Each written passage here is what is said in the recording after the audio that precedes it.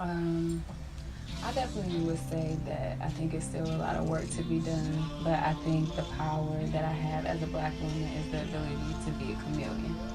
I can navigate, fortunately enough, just because I was blessed with that type of wisdom, to know when to shift and change. And I think most Black women just naturally have that in them, just because they are the persons who, we raise our families, we raise our parents sometimes. And that, I think, is just some type of genetic survival code where no matter what situation you're in, you know how to adapt as a Black woman, being that you already have that knowledge that you're not going to always be protected, you're not going to always be the one that's rooted for. So you got to have that instilled in you, and you got to always find that power from within, because it's not given to us on a daily basis, and we have to fight for that within our own community, within our own peer groups, within our own families sometimes, just for people to really understand the power that we do have.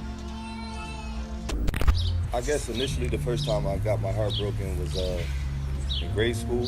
I used to draw pictures. So I drew a picture for a young lady, and I was really feeling her at the time. So she had my heart. Drew the picture. I thought it was amazing, and she kind of like denied me, And I was young at the time, so I didn't really understand the concept of love, but I knew rejection. I knew that I had a certain feeling for her, and I felt, undervalued. I didn't feel appreciated because I felt like, I went out my way to do something beautiful and share something from, my own heart and my own talents with her, But that changed or shaped or conditioned you in any way? It did shape and condition me because of basically where I'm from and where I grew up. It was a very masculine, a very dominant environment when it comes to just being a man. And we would be told time and time again, girls don't like nice guys. So basically that changed me and made me more of an asshole. It shifted my temperament. Yeah, made me feel like that maybe I need to be this type of guy, because that type of guy is more attractive than the nice guy.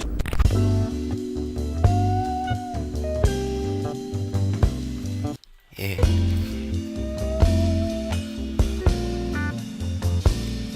Ain't got no time for them hoes. Got no time for that though.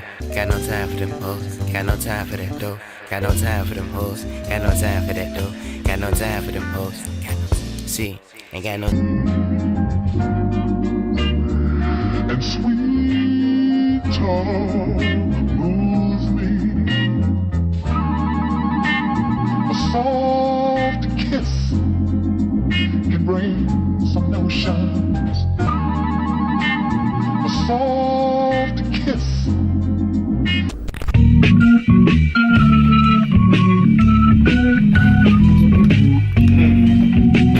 Yeah.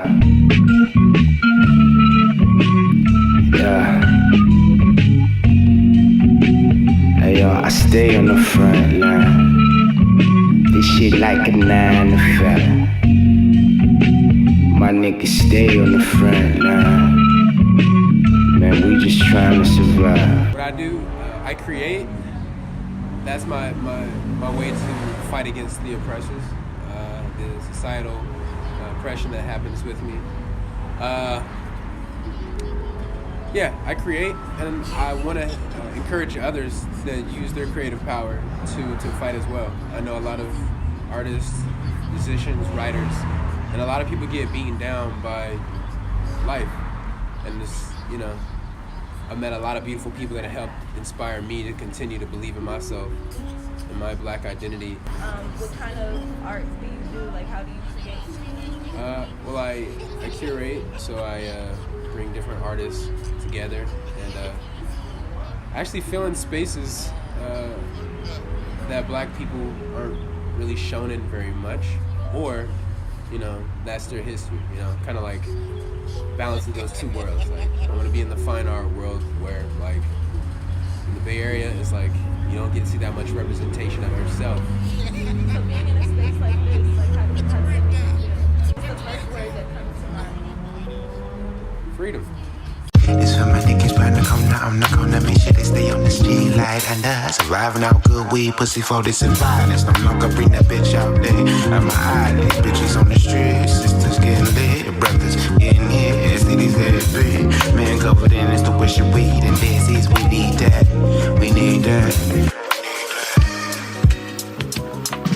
Check, 1, 2, yeah, 1, 2, yeah. 1, 2, 1, 2, check, 1, 2, 1, 2.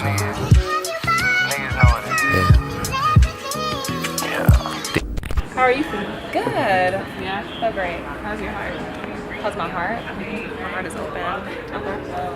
My heart is open only because I allow those who have other great energies pass through me.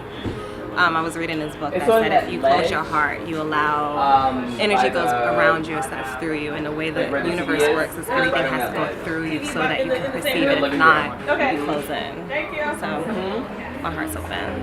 Good. Yeah. Good. Okay. Word. I just wanna touch you, babe. I just wanna touch you, babe. I just wanna touch you, babe.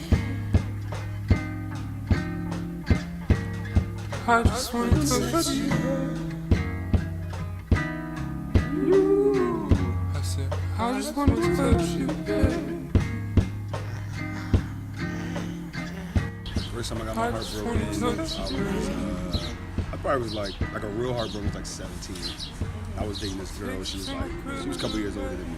She probably had me about like 2-3 years. She ended up like dating my cousin's cousin. Well, basically not dating. She ended up having sex with my cousin's cousin. I found out. And I was with the girl for probably like 2 years at the time. So like 15 and 17. So that's that time like when you like coming into so the. she kind of puts you on to certain stuff emotionally. Exactly. And like she matured you. She matured me. She showed me that nothing. She showed me that honestly, like nothing was mine. Like that's what it felt like once she like broke my heart. That like I didn't own anything and that everything had an expiration date. It made me like distant towards like love and distant towards like people for a while. So what like the only way I honestly could be with somebody is knowing that it's going to end and preparing for like the end date. I knew that everything had like had a due date or expiration date or whatever, and it kind of like it shifted my emotions. So it's like I can get attached to somebody, but I know that I'm going to pull out of that at some point. Yeah, and it's like the worst way to go into like any situation, especially with love. Like you can't put those type of parameters on love. But yeah, that killed it for me for like a long time.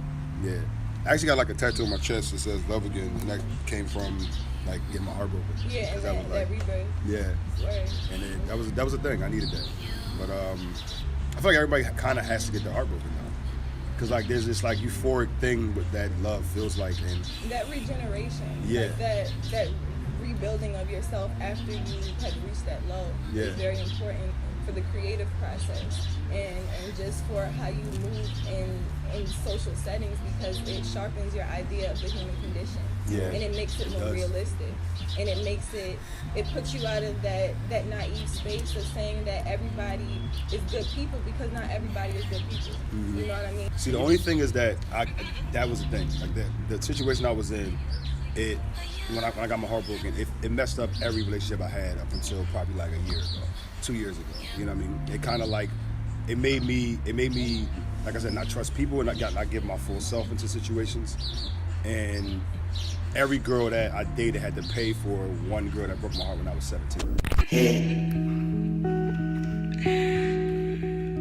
Shawty playing with my head. Shawty got head game. She been in my head. Head. Go playing with my head. Go shawty got head game. She been in my head. All examine your list forward. All examine your list for a while.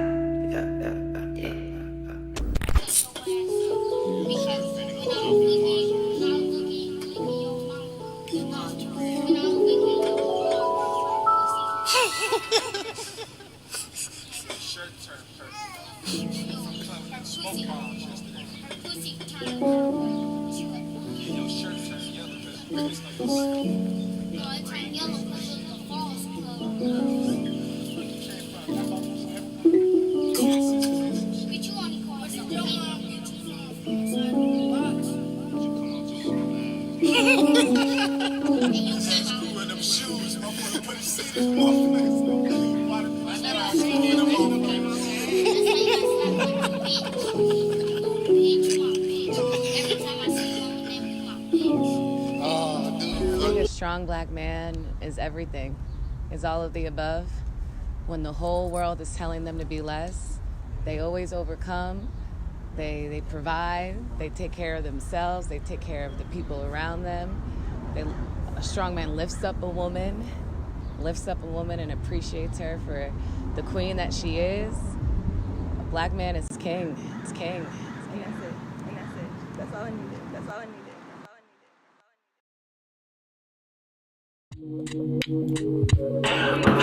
Hey, JD, get him there. Oh, you better hit him. Watch the crossover. Here it comes. It's coming. He gonna set you up. He gonna knock you down. Welcome to Big Sal's Emporium. What is Sal's what? Big Sal's Emporium. Sal Sam's Sycamore Sale. It's Sycamore Sal's Sam. Oh, Sycamore Sal's Sammy Emporium, where we have everything you need. We have Y-shaped sticks. We have a brick made of aluminum.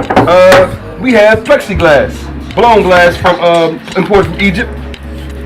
We have, as you can see, from the motherland. My brother has brought us back seashells that were from Oshun, brother. And you mind hand me that trinket on the top? Yes, that one right there. Yeah, JB. Come on, tell me. Okay, so JB has the black candle, but when you know this is the righteous candle, because the brother is the black righteous one. This is the beginning candle, because the brother is from the beginning. We have started this commune where we bring in a lot of oils and we put them into glass canisters and we sell them.